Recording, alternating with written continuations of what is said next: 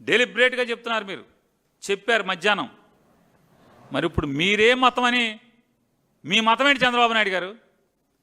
మీరు ఏ మతం కోసం, ఏ మతాన్ని, వెంకటేశ్వర స్వామి యొక్క మహత్యాన్ని, భక్తుల నమ్మకాన్ని తగ్గించటానికి ఈ మీరు చెప్పినటువంటి జంతు కొవ్వు, మీరు వెనక్కి తిప్పి పంపించిన జంతు కొవ్వు, నాసిరకం ఇంగ్రీడియంట్స్తో 4 లారీల సరుకుని ప్రసాదం చేసి దేవుడికి నివేదన పెట్టి దాన్ని భక్తులకు పంచిపెట్టారు.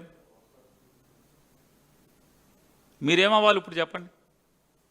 సరే, జగన్ మట్టి కొట్టుకుపోవాలి, జగన్ సర్వనాశనం అయిపోవాలి, ఏమన్నా అయిపోవాలి, మీరేమవ్వాలంటున్నా?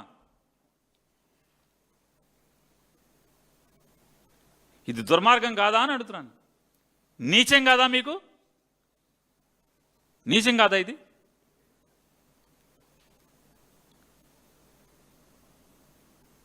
చెప్పండి. మరి ఇప్పుడు జగన్మోహన్ రెడ్డి గారి పేరు దాంట్లో లేదు కదా? జగన్మోహన్ రెడ్డి గారి పేరు ఉందా సిట్లో? సిట్ ఇచ్చిన ఫైనల్ ఛార్జ్ షీట్లో? ఎస్, మేము కూడా ఇన్నాక మీరు అన్నారు, ఎవరో పాపం అస్మదీ విలేకరులతో ఇంకా జడ్జి గారు ముద్ర అవ్వలేదు, 2 రోజులు ఆగండి, మీకు రిపోర్ట్ వచ్చేస్తుంది, మొత్తం ఇస్తా అన్నారు. మేము కూడా ఆ రిపోర్ట్ ప్రపంచం చూడాలనే కోరుకుంటున్నాం. మేము కూడా ఎవడు చెప్పాడా? ఎవడు చెప్పాడు? కొవ్వు లేదని ఎవడు చెప్పాడు? ఉందని ఎవడు చెప్పాడు? జంతువులు కొవ్వు ఉందని ఎవడు చెప్పాడు? చంద్రబాబు నాయుడు గారు. ఈ రోజుకి కూడా మీరు ఈ విషయం చిమ్ముతున్నారు. ఇంత దుర్మార్గంగా, నీచంగా మాట్లాడుతున్నారు చంద్రబాబు నాయుడు గారు. ఎవడు చెప్పాడంట? నారా చంద్రబాబు నాయుడు, లోకేష్ నాయుడు, పవన్ నాయుడు, అలాగే పురంధేశ్వర్ గారు తప్పితే ఎవడు చెప్పాడంటనా జంతువులు కొవ్వు ఉందని? ఒక్కడు చెప్పారు చెప్పండి మీరు. మీ నలుగురు తప్పితే ఎవడు చెప్పాడు?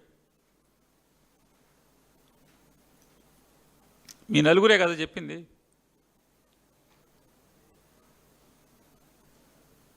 ఆయన అంటాడు డబ్బుల కోసం సార్, డబ్బుల కోసం అంటున్నాడు. డబ్బుల కోసమా? ఆయన అంటాడు, ఈయన మామూలుగా వాహిని వారి పెద్ద మనిషి చంద్రబాబు నాయుడు గారు, లేదు డబ్బుల కోసం కాదు, మన మతాన్ని చంపేటాకే, హిందూయిజాన్ని చంపేటాకే, వెంకటేశ్వర స్వామి గుడికి జనం రాకుండా చేయటానికి జగన్మోహన్ రెడ్డి గారు కలిపి ఇదంతా చేస్తున్నాడు అని చెప్పి సుందోపు సుందరు. ఏం డ్రామా అసలు! మామూలుగా అసలు ఎరగదీసి ఆడుతున్నారు డ్రామాని. సార్ తప్పు సార్. ఈ వయసుకి మీరు 80 ఏళ్ల వయసులో ఏం మూట కట్టుకు వెళ్దామని సార్ ఇదంతా? ఈ రాజకీయం ఏం మూట కట్టుకు వెళ్దామని? మీరు హిందువే, నేను హిందువే.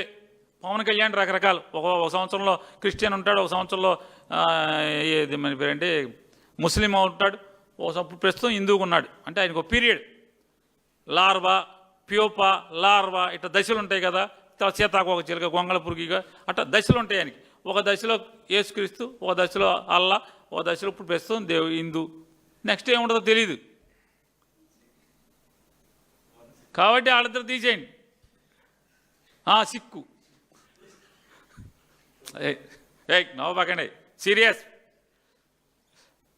బాలకృష్ణ గారు కోపం వస్తుంది. సీరియస్గా ఉండి, సీరియస్ విషయాలు చెప్పేవాడు సీరియస్గా ఉండాలి. సిక్కు అట్లా ఆయన రకరకాలుగా ఒక్కొక్క దశలుగా ఉంటాడు. ఒక్కొక్క దశలో ఒక్కొక్క మతం. చంద్రబాబు గారు, మీరు హిందూ, నేను హిందూనే కదా. ముఖ్యమంత్రి పవన్ కళ్యాణ్ గారి మీద, అదేవిధంగా నారా లోకేష్ బాబు గారి మీద నెట్టడానికి వాళ్ళు చేస్తున్న ప్రయత్నం చూస్తూ ఉంటే వాళ్ళకి సిగ్గనిపించట్లేదేమో తెలియట్లేదు. కానీ అలాంటి వాళ్ళని 5 సంవత్సరాలు భరించినందుకు ఆంధ్రప్రదేశ్ రాష్ట్ర ప్రజలుగా మేమందరం కూడా సిగ్గుపడే పరిస్థితి కనిపిస్తూ ఉంది.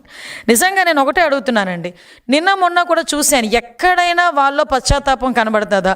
ఎవడైనా బయటకు వచ్చి అయ్యో తప్పైపోయిందని లెంపలేసుకుంటాడా? కనీసం బయటకు వచ్చి ప్రజల ముందుకైనా బయటకు వచ్చి అయ్యో తప్పైపోయిందని మాట్లాడతాడా అనుకుంటే వాళ్ళ పరిస్థితులు చూస్తా అంటే కల్తీ ఎక్కడ జరిగింది అంటాడు ఒకడు వచ్చి, కల్తీ జరగలేదని సిబిఐ రిపోర్ట్ ఇచ్చింది అంటాడు ఒకడు వచ్చి బయటకు వచ్చి, ఒకడు జంతు కొవ్వు కలవలేదు కదా అని అంటాడు ఒకడు వచ్చి బయటికి. అంటే ఈ రకంగా తిరిగి అదే మసిపూసి మారేడికాయ చేసి ఆ నెపానంతటిని తీసుకొచ్చి చంద్రబాబు నాయుడు గారి మీద, లోకేష్ బాబు గారి మీద, పవన్ కళ్యాణ్ గారి మీద నెట్టేయడానికి ప్రయత్నిస్తున్నారే తప్పించి ఎక్కడ కూడా పశ్చాత్తాపం అన్నది కనిపించట్లే. నేను ఒకటే స్ట్రైట్ క్వశ్చన్ అడుగుతున్నా. ఈరోజు 1 కాదు 2 కాదు, మొత్తం 4 నివేదికలు ఈరోజు చాలా క్లియర్గా అరే నాయనా నువ్వు చేసిన పరీక్షల్లో నెయ్యిలో కల్తీ జరిగింది, కొన్ని రిపోర్ట్స్ అయితే అది నెయ్యే కాదు రసాయనాల ముద్ద అని చాలా క్లియర్గా తేటతెల్లం చేసినాయి. ఈరోజు ఫర్ ఎగ్జాంపుల్ 2022లో వైసీపీ గవర్నమెంట్లోనే మీ చైర్మన్ మీ బాబాయ్ వైవి సుబ్బారెడ్డి ఉన్న టైంలోనే ఒక రిపోర్ట్ వచ్చింది, దానికి సంబంధించి పరీక్ష ఆధారంగా ల్యాబ్ రిపోర్ట్ వచ్చింది. అది కూడా CFTRI రిపోర్ట్ ప్రకారం central food technological research institute Mysore, అందులోని చాలా క్లియర్గా అడల్ట్రేషన్ జరిగింది, కల్తీ నెయ్యి ఉంది, అందులో పామ్ ఆయిల్ ఎక్కువగా ఉంది అని చెప్పి ఆ రోజు రిపోర్ట్ ఇచ్చింది. మరి ఆ రోజు రిపోర్ట్లో నెయ్యిలో కల్తీ జరిగింది అన్నది క్లియర్గా కనిపించింది కదా. ఆ తర్వాత NDDB report, national dairy development board, ఇది కూడా కేంద్ర ప్రభుత్వ ఆధ్వర్యంలో నిర్వహించే ల్యాబొరేటరీ, ఇందులో కూడా చాలా క్లియర్గా కల్తీ జరిగింది, అందులోని జంతు కొవ్వు సంబంధించిన ట్రేసెస్ కూడా కనిపించినాయి అని ఆ రోజు రిపోర్ట్ ఇచ్చారు. తర్వాత NDRI report, national dairy research institute వాళ్ళు కూడా కల్తీ జరిగింది, ఆ కల్తీ నెయ్యి అయితే అందులో ఉంది, ఉపయోగించిన నెయ్యి అయితే రసాయనాల ముద్ద అని చెప్పి ఆ ల్యాబ్ రిపోర్ట్ కూడా బయటకు వస్తే కొంతమంది అంటారు అందులో జంతు కొవ్వు కలపలేదని చెప్పారు కదా అన్నారు. అందులో కలపలేదని ఎవడు కూడా అథెంటికేషన్ రిపోర్ట్ ఎవడో ఇవ్వలే. చాలా క్లియర్గా వాళ్ళు ఏమన్నారు, ఒక 10% లోపు కానీ కొంత జంతు కొవ్వు ట్రేసెస్ కనిపించాలంటే ఆ టెక్నాలజీ మా దగ్గర లేదు అన్నారు, కానీ అందులో లేదు అని ఎక్కడ కూడా మెన్షన్ చేయలే. అంటే వీళ్ళు ఏం చేస్తారంటే సూక్ష్మ రంధ్రాన్వేషణ అంటారనమాట కొంతమంది, అంటే చేసేది ఏమీ లేక కొంచెం నాటు సామెతలు వస్తాయి, అది నేను చెప్పకూడదు కూడా. అంటే సాధారణంగా కొన్ని సందర్భాల్లో ఉన్నట్టు చదవండిరా బాబు అంటే దాన్ని లూప్ హోల్స్ ఎతికి చదివే పరిస్థితుల్లో NDRI రిపోర్ట్ని బేస్ చేసుకొని వాళ్ళు మాట్లాడే పరిస్థితి కనిపిస్తూ ఉంది. ఈరోజు సిట్ రిపోర్ట్, అది CBI సిట్కి సంబంధించి సుప్రీంకోర్టు నిర్వహించిన ఒక CBI సిట్ ఆ రిపోర్ట్లో కూడా కల్తీ జరిగిందని చాలా క్లియర్గా అందులో మెన్షన్ చేసింది. నేను కల్తీ జరగలేదు అంటున్న మహానుభావులందరికీ కూడా ఒకటే స్ట్రైట్ క్వశ్చన్, కల్తీ జరగలేదని నీ దగ్గర రిపోర్ట్ ఏమైనా ఉందా? కల్తీ జరిగిందని నేను 4 రిపోర్ట్లు చూపించగలను ఈరోజు. గవర్నమెంట్ పరంగా నేను 4 రిపోర్ట్లు చూపిస్తా. నీ హయాంలో lab report, NDDB report, NDRI report, అదేవిధంగా CFTRI రిపోర్టు, సిట్ రిపోర్టు, 4 రిపోర్ట్లు నేను చూపిస్తా. కల్తీ జరగలేదు అని చెప్పేదానికి నీ దగ్గర ఏమైనా ఒక్క రిపోర్ట్ అథెంటికేషన్గా ఒకటి ఉందేమో చెప్పు, అంతేగాని నీ దగ్గర ఉన్న రిపోర్ట్